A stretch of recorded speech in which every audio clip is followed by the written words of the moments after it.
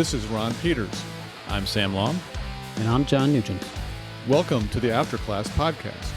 Because the best conversations happen After class. Thanks for joining us. Another episode of the After Class Podcast. We're glad to have you along. Nailed it. Oh, Got it. Okay, Perfect delivery. okay. So I don't know how many episodes we've done. Are we 50 times 80? That's like 400.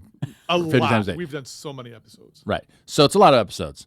And we were about to start, and I could not remember the opening line. And for the life of me. Like, there were two lines in my brain. I couldn't remember which one it was. So, Twice I hit record. Twice I had to delete it. We had to pull up an episode and listen to it. that happens, even to smart people. And also to me. So, anyway, nailed it. Every day of my life, pretty much. And by the way, nailed it after John called up an episode so we could hear what I said last time. And here we are. Yeah. So it was your own voice that provided you with the necessary... Really, I'm my own best guide. I don't... I mean, like who's sometimes it's your smarter inner voice. than me, Sometimes it's The your voice of God always sounds like our own voice. outer voice. Yeah. Anyway. Okay, well, that was wild. So happy Halloween. Although if you're hearing this, it's probably weeks after Halloween. We realized that, 2 days before Halloween we were going to do something Halloween-y, but now we're past it. But I still want to do something Halloween-y, so here it is. What was or is your favorite candy at Halloween? So like you go trick-or-treating, and when you get home, you pour the hull onto the middle of the floor, and you're excited that you got this candy. So there it is. That's the question. The thing of it is... You don't remember? Oh, no, I know exactly what it is, but I would be stealing John's thunder. So, I'm not sure. I don't know. Because if you're taking me back, there's what I would say now, which Sure. is not Okay, necessarily fair the enough. same as what I, I guess would have maybe said your modern candy, I'd be back stealing your then. thunder. Yeah. But as a kid, maybe I wouldn't be. So I'll go with it then. I really looked forward to the Bit O' Honeys. Oh, man. Love the Bit of Wow, honeys. Bit of honey. Those I are good. remember Yeah. those. Good but, stuff. Yeah, I was never a fan. I went like 2 decades in between having Bit O' Honeys, and then one day I walked through Horrocks right here in Lansing, Yeah. one of our most famous stops for people to hit. It's kind of a market that's blown up into a multi-market. I don't know what you call it today. But anyway, they have these candy aisles, and I saw Bit O' Honey, and so They're back in my life. Thank Is it goodness. everything you So remembered it thankful. to be? Like, Yeah, oh yeah, it totally hit the spot. Loved it. Love Bit honeys. Mm-hmm. well, I'm kind of glad you said that because I wanted you to go first. If you'd have said what I thought you were going to, then I would have gone in a different direction because there's 2 candies I could go with. But really, whether it's my childhood or today, it hasn't changed, and that is Reese's Peanut Butter Cups. Amen. Yeah, I love them. I've always been a huge peanut butter fan. Mix in a little bit of chocolate in there, and it's a fantastic combination.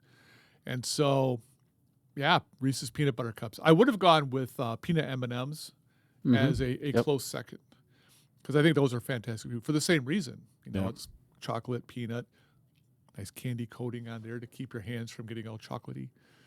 But yeah, Reese's are definitely my favorite, and I can't get enough of them.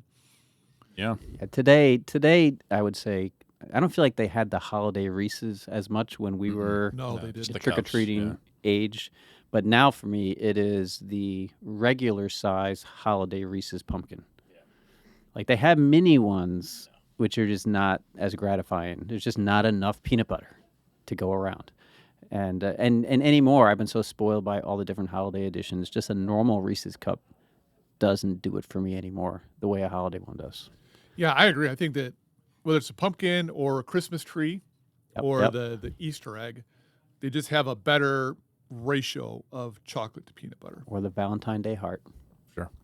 Oh, I haven't had that one. It's the same. What's the one we said they need to create that they haven't yet? Oh, I don't remember. There was a holiday that wasn't a real holiday because it didn't have a Reese's egg. I don't remember. We did talk about Was it. it St. Patrick's Day? Do we need a Shamrock one? Maybe. I feel like it's a different one. That's got to be mint. I mean, we need a Hanukkah menorah. Would be great. It'd be about that life. Father's Day, gotta have a Father's Day one. Guy with the fishing pole. Well, anyway. Sam, how about you? So I'm going to suggest 2 that I don't think are on the market anymore. If we're going back to my kid All days. The Mars bar, Oh, I remember Yes. those, which had great nougat. I mean, great Big nougat. fan. And the whatchamacallits. Oh, yeah. wow. Remember those too? Yeah. I remember those. I they cannot. exist. What are they made of? I've forgotten. It's been so long. I remember I was loving them. I feel like there's I feel like there's like Rice Krispies in it.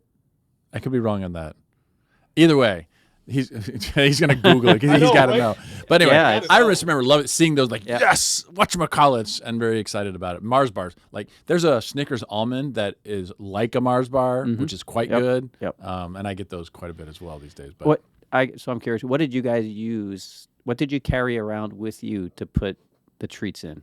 so for the longest time, I used the silly plastic pumpkin with the handle Okay, that yep. cannot fit much and it's very hard to carry around.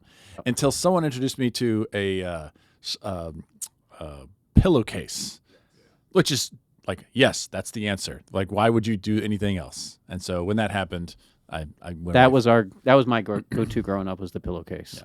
Now, for me, it was the same. It was the plastic pumpkin, which I do have You do. one sitting on my desk here because I won it in today's staff meeting, the meeting I should not have been at because I was on sabbatical. So here, the whatchamacallit is a Hershey candy bar made of chocolate, caramel, and peanut-flavored crisps. Okay. All right. So that was I'll take that. No wonder you liked it. Yeah, caramel and peanut butter. That's right up my alley. Yeah. Oh, I remember those. Those were a great candy bar, but they're not around anymore, huh? So I don't know. I'm not seeing them. And when I go into the store, I'm looking at Take Fives and Fast Breaks. That's all I see.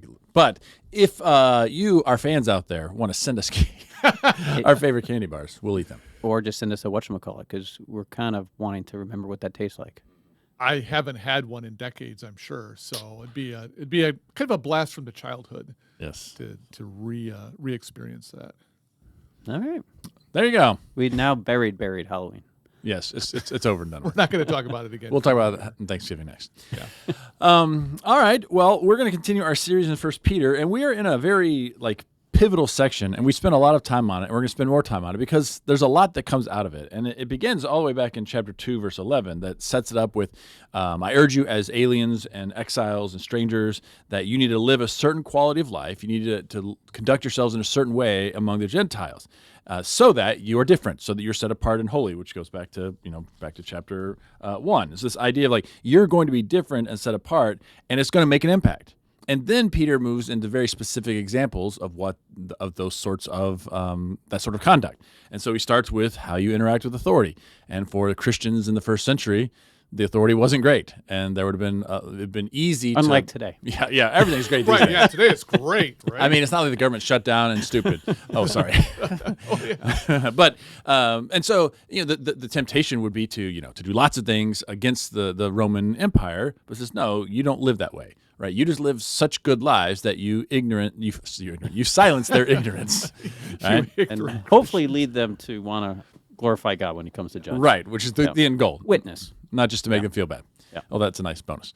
But then last week we talked about slaves and the relationship between slaves and masters, and that how you conduct yourselves also is if you are falsely disciplined or beaten in response to you doing what is right, that's going to put you in a different category than if you get punished for doing what is wrong. And we kind of hinted at what that category was, but we didn't quite get into it. But this idea of it's going to put you in the category with Christ. Christ did everything right, and yet he was punished. And so the challenge was to, be like Jesus, which is the challenge throughout most of the New Testament. And I'm just going to read that section because it kind of provides a little bit of a frame for not just the emperors and not just the slaves, but for our two examples of right conduct for today. All right? So verse 21 of chapter 2. For to this you have been called, because Christ also suffered for you, leaving you an example that you should follow in his steps. He committed no sin, and no deceit was found in his mouth. When he was abused, he did not return abuse. When he suffered, he did not threaten, but he entrusted himself to the one who judges justly. He himself bore our sins in his body on the cross, so that, having died to sins, we might live for righteousness. By his wounds you have been healed. For you were going astray like sheep, but now you've returned to the shepherd and guardian of your souls. So this says, as I said, you've been called to a different kind of life, like Christ, who suffered though he was innocent, and he did it, and he did not respond with abuse. He did not retaliate, but he did it because he understood that the ultimate judge would vindicate him. And so that's what he put his hope and trust in. And the idea is that sort of mentality informs how slaves relate to their masters. But we're going to make the suggestion it also informs how citizens respond to the emperor or to the governing authorities, and it'll also move forward to wives and husbands we're going to talk about today. Yeah. And the key, I think, that ties the three examples together is this section is about how believers are relating to unbelievers. Mm-hmm. And that's a huge mistake people make interpretively, like slaves and their owners back in the day, that this is talking about Christian to Christian, or that the wives and husbands section is talking about husbands and wives, or that, but all of this seems to be how we conduct ourselves in relation to Gentiles as aliens and exiles, as those that we have a different citizenry from.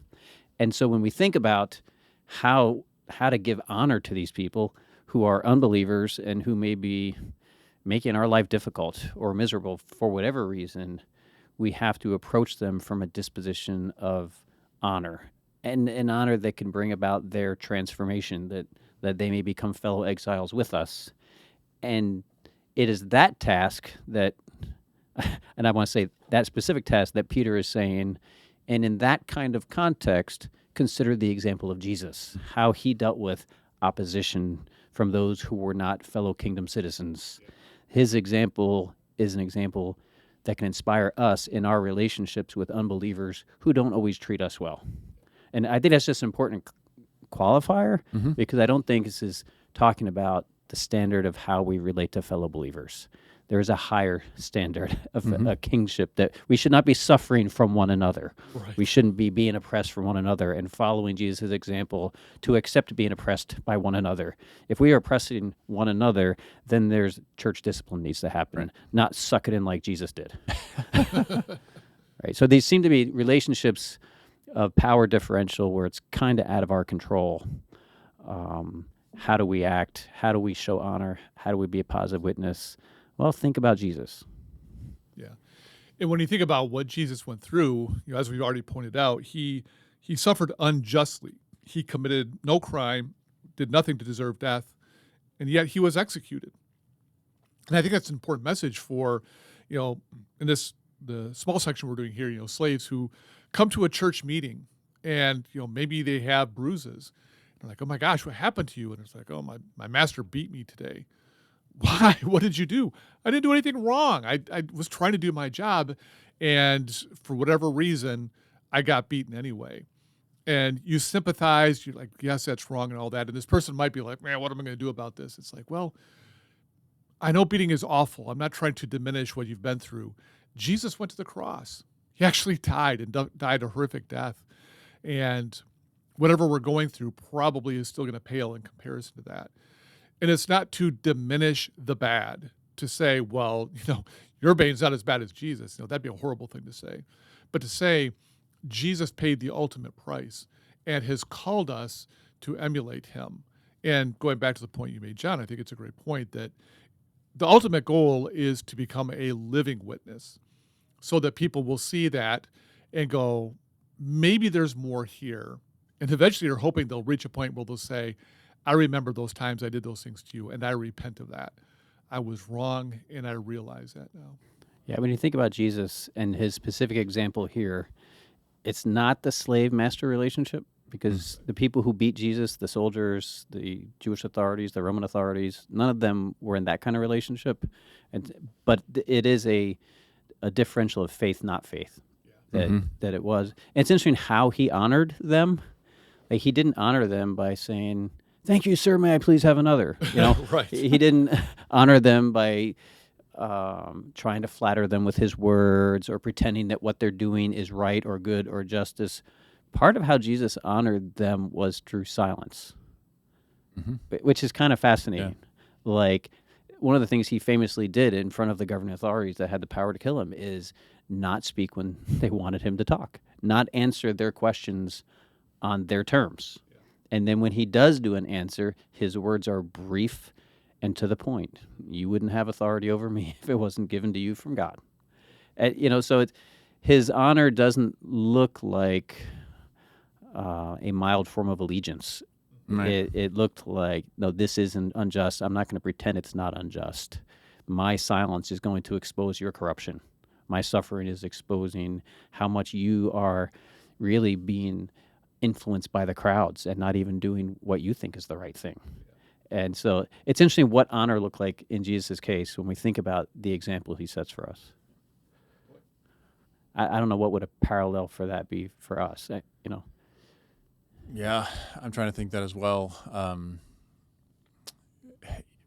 I got nothing. Well, it's on the one hand, our system of jurisprudence is so radically different. We're probably not going to experience that in a court setting per se, but I can see situations where a person might experience in a job, where they have a job and maybe I think we talked about this in a previous episode where, they're sticking with it because they need to. It's like, why don't you just quit that job? It's like, well, pays well. I got to take care of my family, and you're trying to do the best job you can, but you feel like somebody is coming after you.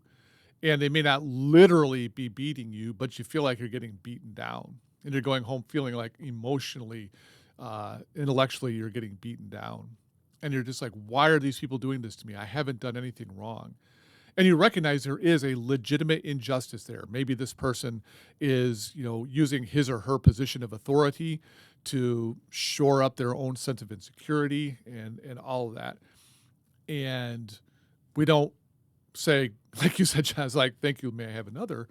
But there may be a situation where you have to endure. And to a degree, you do it in such a way that exposes the injustice of it. But at the same time, we're not plotting our revenge or our comeuppance or something along that lines. But to say, God, help me do this in such a way that honors you, honors them, it becomes a living, walking witness to your kingdom. Yeah. Yeah. So he wasn't totally quiet, but he didn't enter into the conversation on their terms, and he did suffer unjustly. But then you see, even the soldier at the cross is saying, man, by watching this guy and seeing everything transpired today, he begins to recognize that Jesus maybe is this greater person that the Jews think he is, that certain Jews think he is. And there is almost, we don't have a full conversion account, but you have a soldier who is called to, by Jesus' behavior, called to rethink his whole role in this man's innocence. Yeah. Well, at least in Luke's gospel, one of the criminals, Right. the one criminal is hurling abuses at him. The other guy's like, shut up. He didn't do anything to deserve this. We deserve to be here. Okay, we're getting exactly what we deserve. This guy did nothing. And so, yeah, even through all of that, there's an opportunity for people to come to faith. And I think that's one of the hardest things because pain is just pain. And we want pain to stop. Few people, I guess I should say, speaking of my words here, but pain is just not something we want to continue. And to be able to say, God, I really wish this would stop. But if you can use it some way to invite people to your kingdom, I will endure it for your glory. And not just for God's glory, but for the hope of those who might be added to the kingdom as a result. Yeah. All right. And somehow this is going to also apply to husbands and wives. Right. Oh, it's my turn, isn't it? Yes, it is. It's been so long since anybody but Sam has read that it's like... You've been on a roll. If we haven't, maybe not. Been a few episodes. All right. Moving into chapter 3, we're going to read verses 1 through 6. 6. 6, 7? Yeah, 1 through 6, these 6 verses. Wives, in the same way, accept the authority of your husbands, so that even if some of them do not obey the word, they may be won over without a word by their wives' conduct, when they see the purity and reverence of your lives. Do not adorn yourselves outwardly by braiding your hair and by wearing gold ornaments or fine clothing. Rather, let your adornment be the inner self with the lasting beauty of a gentle and quiet spirit, which is very precious in God's sight. It was in this way long ago that the holy women who hoped in God used to adorn themselves by accepting the authority of their husbands. Thus Sarah obeyed Abraham and called him Lord. You have become her daughters, as long as you do what is good and never let fears alarm you. And so I think John, you've already leaned into this, but it's worth repeating that I think a lot of Christians will come to 1 Peter chapter 3 and look for guidelines for how Christian husbands and wives should approach their marriage. And I think you're absolutely right. When you look at the context of First Peter and the way that this has been progressing, I think it more likely this is okay. You Christian women who are married to non-believing men, how do you approach that relationship, and what are some of the guidelines? And so we shouldn't look this as specifically Christian to Christians interacting with each other, but believing wives trying to interact with non-believing husbands. And this is reality. I've known plenty of people who are married, men and women who are married to a non-believing spouse. And they want to honor God through that relationship. And so I think Peter gives us some very, very important tips on that. Yeah, and I think framing this as advice for women trying to evangelize their unbelieving husbands might be a good way to just frame this whole thing. Yeah. And to think of everything in that light, because these unbelieving husbands, they are citizens of the Roman Empire, most of them probably, or at least they're part of the substructure or the authority structure of the Roman Empire. And from the Roman Empire's perspective, the man is the head of the household, right? And he has been given positional authority by the governing authorities. And if he's not a believer, he hasn't come to see how Christ might reframe the relationship between husband and wife in ways that are different than how the Roman authorities do it, right? They need organized households that have slaves and everyone in order, and it just simplifies their whole process that there's one person in charge of this house, and they've chosen the male. And so this authority they have, this being subject that is the expectation of their unbelieving husbands. It's like, how do you negotiate that in evangelism? And so it's interesting that he gets into like dress code, like, and how you adorn. And I just wonder if this is like, do you try to like win him over through your looks and beauty and like manipulate him into discipleship? I don't know, through beauty, like maybe using womanly wiles to kind of, I don't know, manipulate's the best word I can come to right now, but to try to like coax him over by the way that Gentile women might try to manipulate and control their husbands. It seems like a lever that they could pull on to try to have their way in the marriage relationship.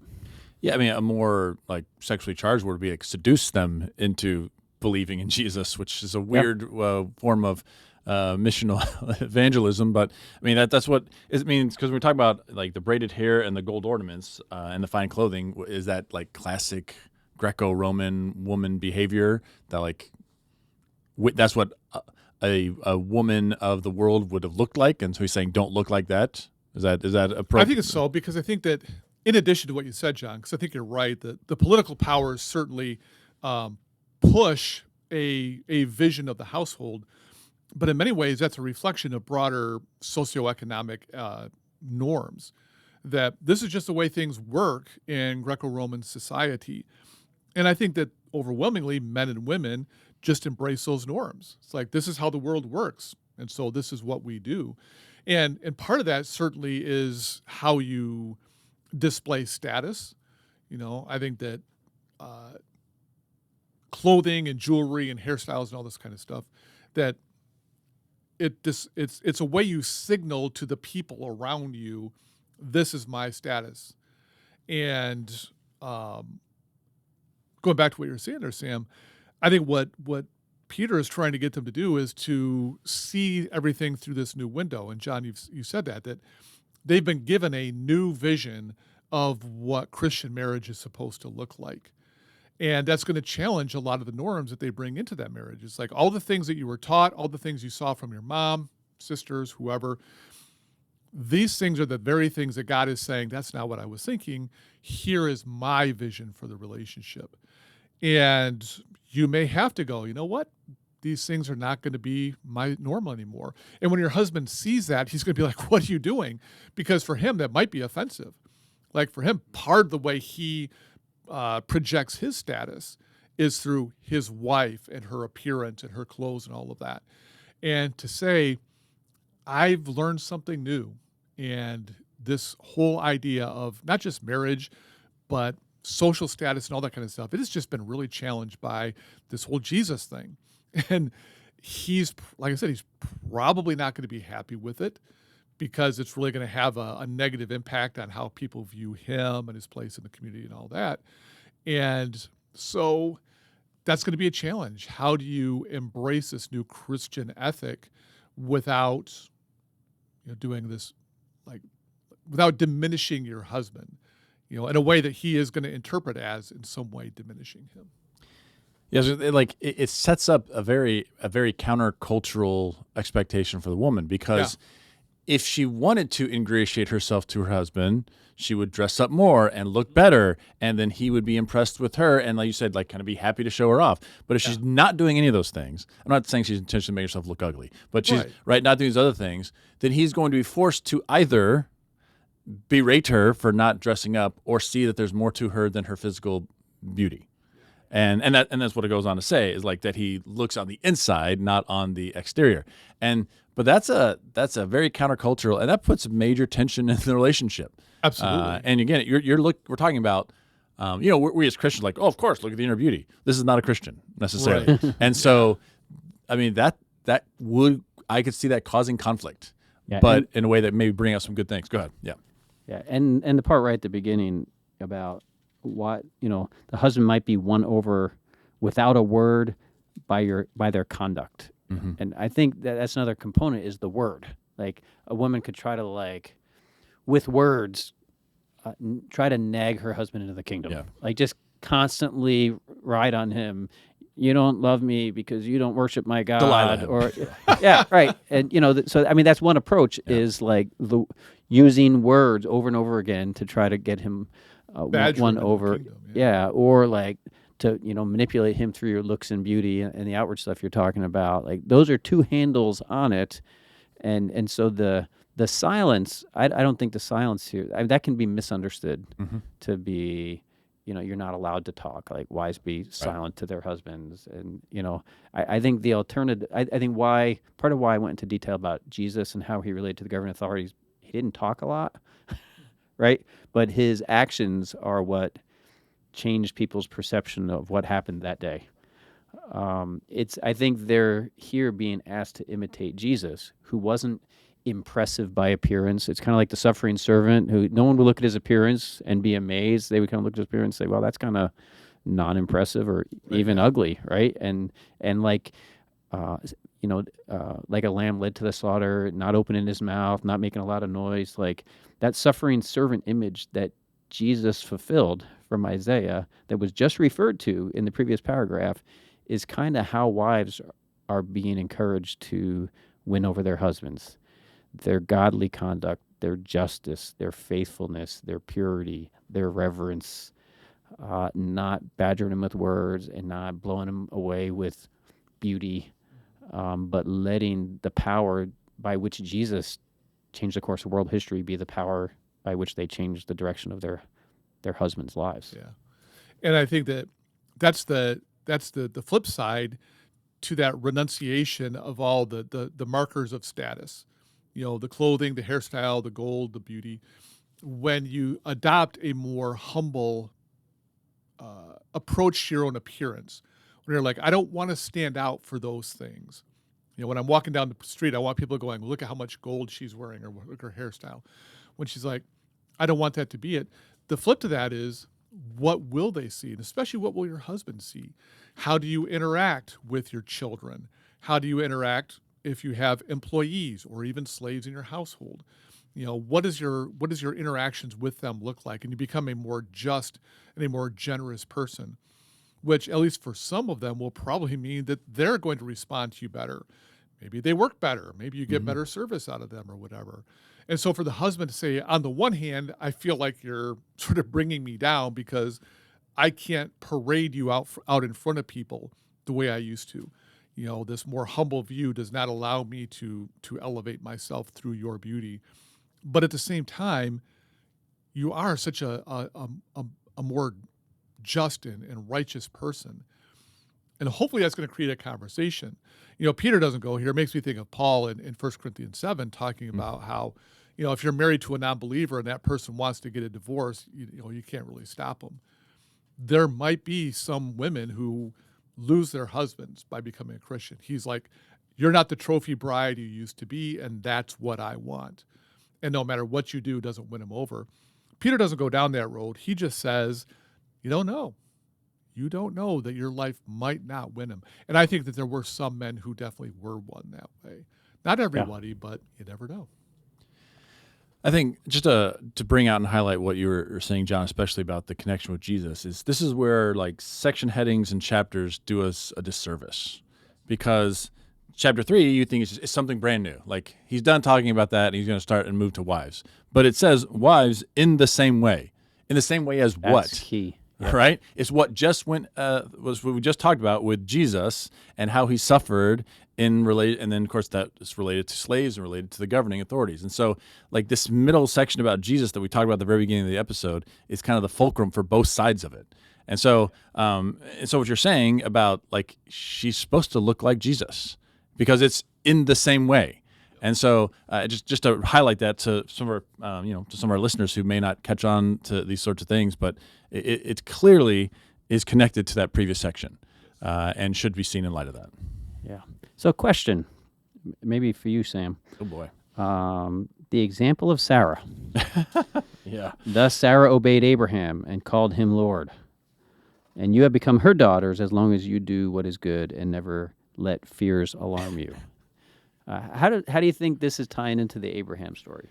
It's a good question. I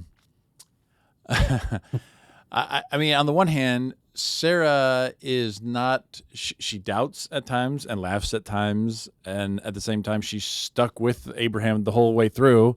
Like imagine, going through saying, hey, God's made me this promise. And, you're at that time, I don't know, say 40 years old and then 60 years old and 80 years old. And it's like, ugh, like I need to find someone else or whatever. But she's stuck with them. And so on that aspect, yes, she basically would defer to Abraham. Abraham says, I have faith in God that he's going to do this. I don't know how he's going to do it and whatever.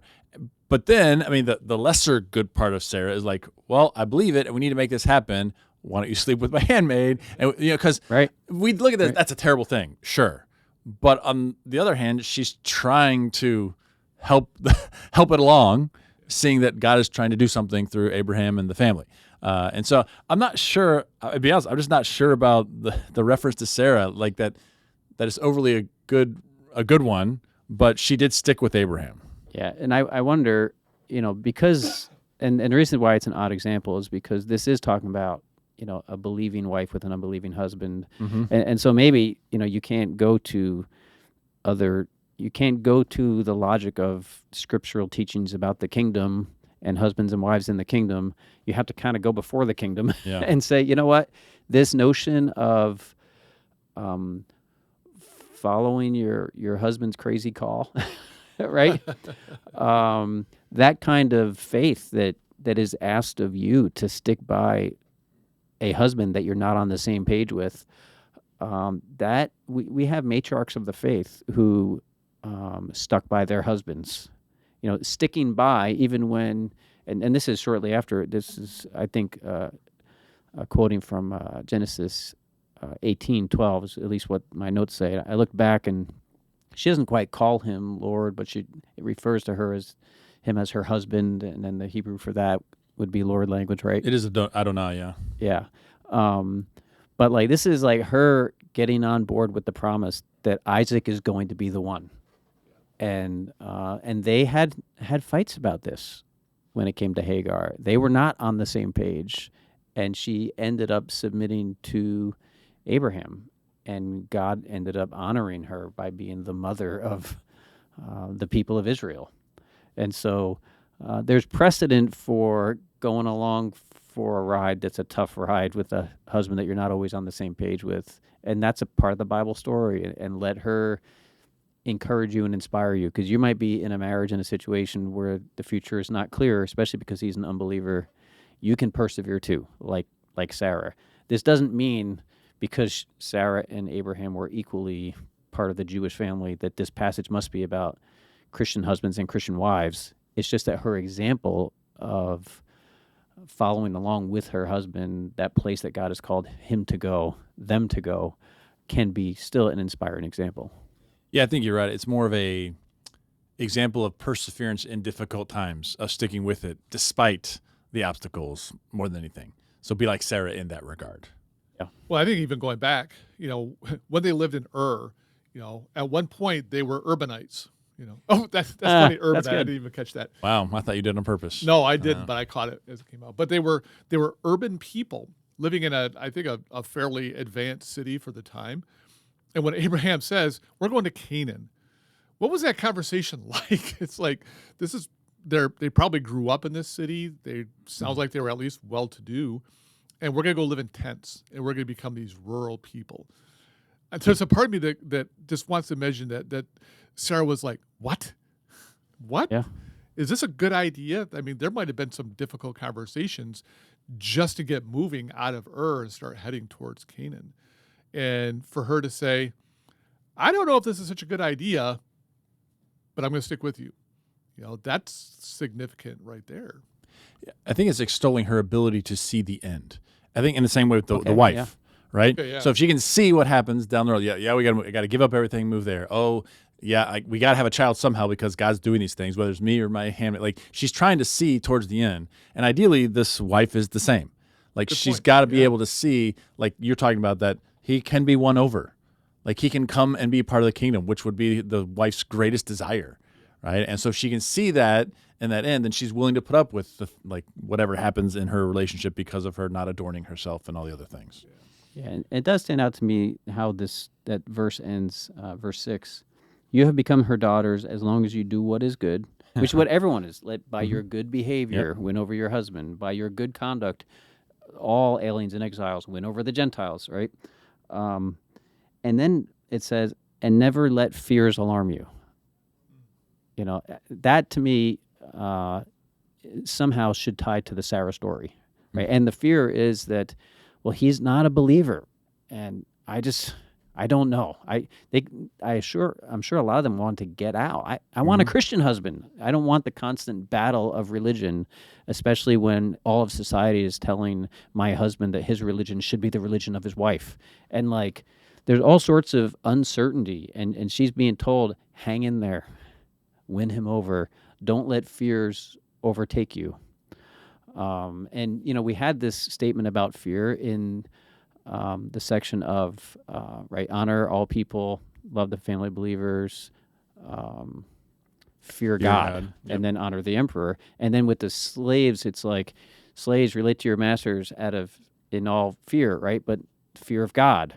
And here, I think the wives are being told, don't fear. You're in a relationship that's suboptimal, and it's going to present countless challenges to you.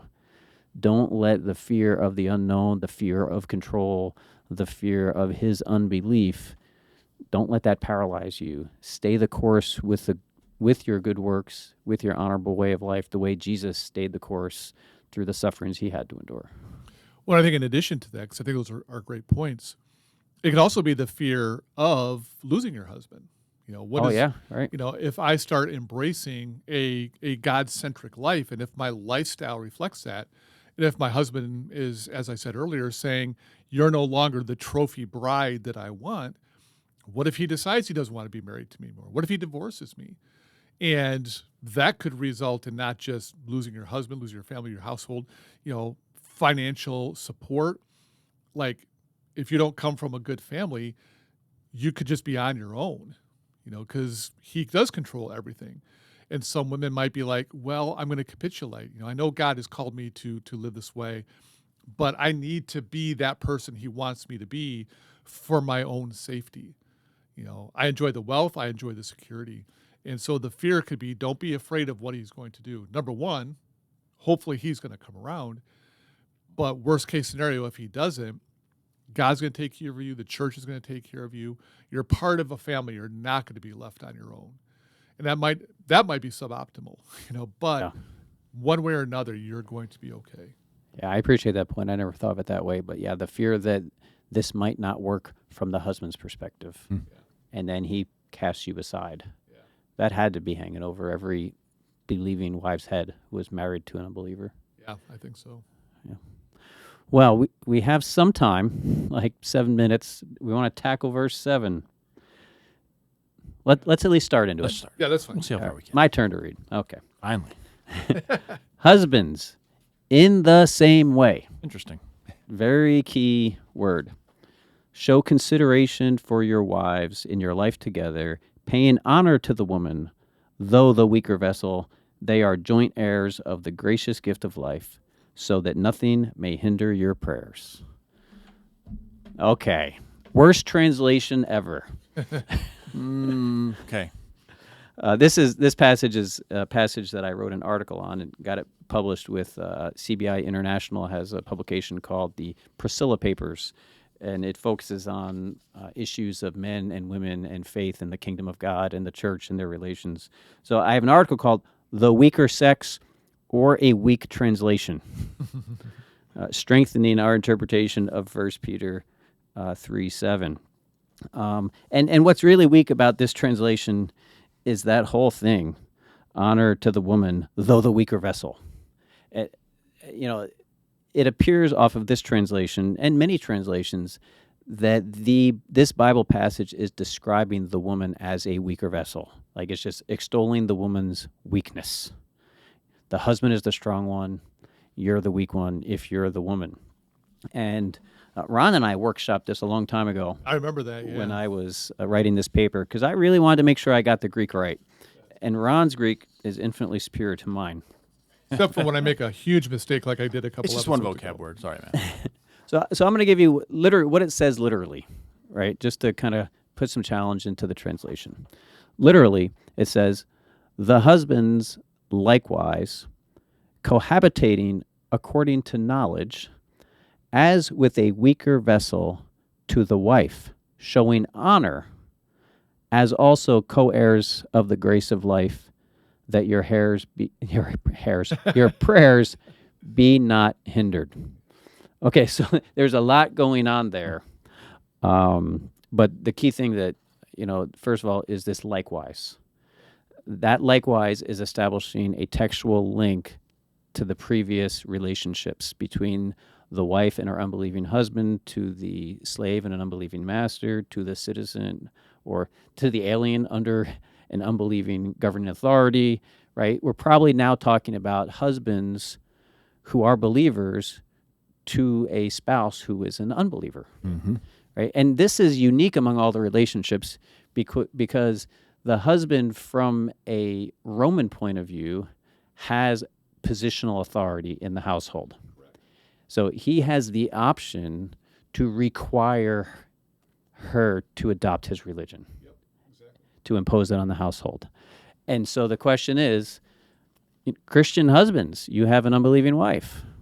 Will you wield Roman authority to impose your Christianity on your wife, or will the way of Jesus inform how you win her over? The way of Jesus is supposed to inform how a wife wins her husband over who is an unbeliever, and how a slave wins the master over who is an unbeliever, and so on and so forth. So in this passage, we have what the husband is doing is showing honor to his unbelieving wife as to a weaker vessel. And Ron and I workshopped this translation quite a bit. I don't have, I would have to find it. I don't have the final translation that you and I came up with right in front of me. But the point is that the as to a weaker vessel is modifying how the husband is to show his wife honor. Show her honor the way you would a weaker vessel. And here the word vessel, it's not the word sex, the weaker sex or the weaker gender. Vessel is a container. And and we know from Paul elsewhere in Romans, there are different kinds of vessels or containers. Some are everyday, common, thick jars that you can kind of fill with water and leave on the ground. And some vessels are special occasion vessels. They're thinner, they're more ornate, they're special. You don't leave them on the ground or on the table where an animal can run into the table and shake it and fall off and break. You put that on a high shelf. You treat it with special honor because it's fragile and it's special. And I think what's going on in this verse is that Peter is asking believing husbands to, by showing honor to your unbelieving wife, showing her that she is special, that she too has received the gracious gift of life. She too is made in God's image. She too has dignity. Elevate her as you would a special vessel, a fragile one, a more ornate one. And by doing that, you will win her over to the faith and not use your positional authority to bully her into faith. That's a big picture, trying to encapsulate a lot because of the time. Right. Thoughts? Yeah, so what he's doing, he's using a very tightly worded simile. And so he's saying, treat your wife like you treat the fine china, to use a modern parlance, right? Where we have daily wear. If we break a dish or a cup, like that stinks, but it's no big deal. You spend like 50 cents on it. But if you break china, that's not okay because it's far more expensive. And you don't bring the china out every day. And when you're done, you don't put it in the dishwasher. You got to wash it by hand. Like there's lots of things we do with the fine china that we don't do with our daily wear. And so he's saying, so treat her like that. And so with care, because let's be honest, if she is an unbelieving spouse, then her salvation is in the balance. Her next life is in the balance. And if something were to happen to her and her not having become part of the kingdom, that's saddening. That's awful for the husband. So that's why you treat her special, not because she's some weak, she can't do anything for herself. So let's step in as the males and fix it all for her. Yeah. And so that's what is missed with the translations that you're talking about that are actually not very good, because it doesn't bring out the simile aspect. It basically calls the woman a weaker vessel, which is not what Peter seems to be doing. And I think in conjunction with what you're saying there, John, the husband could say, you're going to be a Christian now. We're all Christians. I'm the husband. This is the way it's going to be. A wife is going to be thinking about the social consequences of that. How is this going to affect our standing in the community? How is this going to affect me and the way people view me in my community? How is this going to affect us economically? As he begins to talk about it and reflect that, she's just like knocking down all the dominoes and thinking about how this is going to affect their household, their children, all these kinds of things. And you could just bulldoze over her, but that's not how you treat the fine china. Tying into what you're saying there, Sam, or how you said it, John, and to say you want to win her, you want her to embrace it. You don't want her to be resentful over the fact that you have become a Christian household. You want her to be just as committed to you, and especially because some of those things will happen. It's like the thing she's afraid of. Yeah, it's going to happen. And you want her to embrace it because she is, as I think you said earlier, Sam, or John, I can't remember which one of you said it, looking at the long term to say, all right, we're going to face hardship, but the glory that awaits us is so worth this. And the only way you're going to win her to that is by showing her honor, by treating her with gentleness, so that she will join with you in a way like Abraham had to say to Sarah. It's like, hon, I know we're leaving Ur, and this is not going to be a fun trip, but God has made some really big promises, and she's like, all right, I'm in. Yeah. I found, because I did print off the article, and I just didn't have time to locate the verse. I did find the translation that Ron and I kind of built together. Oh, cool. And there's one that's based on the punctuation of the 26th edition of the Greek text, and one that's based on the 27th edition, where commas are moved in different places. But anyway, this is what we came up with, using the most recent Greek edition. Husbands, in the same way, cohabitating with your wife according to knowledge, as with a delicate vessel, showing honor, as also co-heirs of the grace of life. That's using the 27th edition. The 26th, husbands, in the same way, cohabitating according to knowledge, showing honor to the wife as to a delicate vessel, as also co-heirs to the grace of life. So showing honor to the wife is the lead phrase, and there are two modifiers, as to a delicate vessel or as also to co-heirs of the grace of life. But the point is, the husband's approach to his wife is with honor, according to knowledge. We're not the ignorant ones that are referred to at the beginning of this section, like the foolish. This is the same word of the foolish ones that we got to when we talked about the emperor, right, at the beginning of this whole passage. So this knowledge of ours, this faith knowledge, leads us to honor our wives, because that is ultimately how believers win over unbelievers. And it's not going to change just because a husband is given positional authority by the government. To me, that's so important, and it ties into something we had a conversation with a couple of episodes ago. Well, if your government gives you power, do you use it, right, to coerce Christianity on people, right? Like, America is different because we get the opportunity to have power over, and we should then use it for good. Here's a situation where the husband is in his own little America where he has power and status and privilege, and Peter's saying, don't use it just because you have it. Still follow the example of Jesus in the same way, in the same way as Jesus, in the same way as slaves, in the same way as husbands, in the same way as aliens and exiles. You're still going to let Jesus dictate how you act, even when you're given privilege, status, and power by the powers around you. That, to me, is hugely important. I think we mostly got through it. Yeah. We rushed through through it. it. Time, but we had some things we wanted to get in there. Yeah. So. All right. Thanks again for joining us in this episode of the After Class podcast.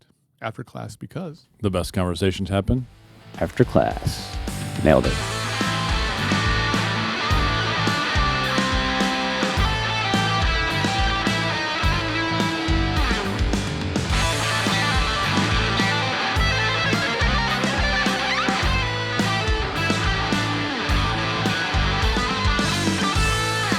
Thank you again for listening to this episode of the After Class podcast.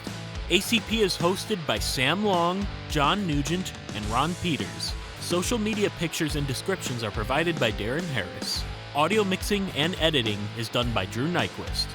If you've enjoyed this episode of ACP, you might also enjoy GLCC's Master of Arts in Practical Theology degree. In this 36-hour program, you will receive first-rate biblical and theological instruction from John, Ron, Sam, and several of their colleagues at Great Lakes Christian College. To learn more about this program, visit glcc.edu. Get practical and go deep at GLCC.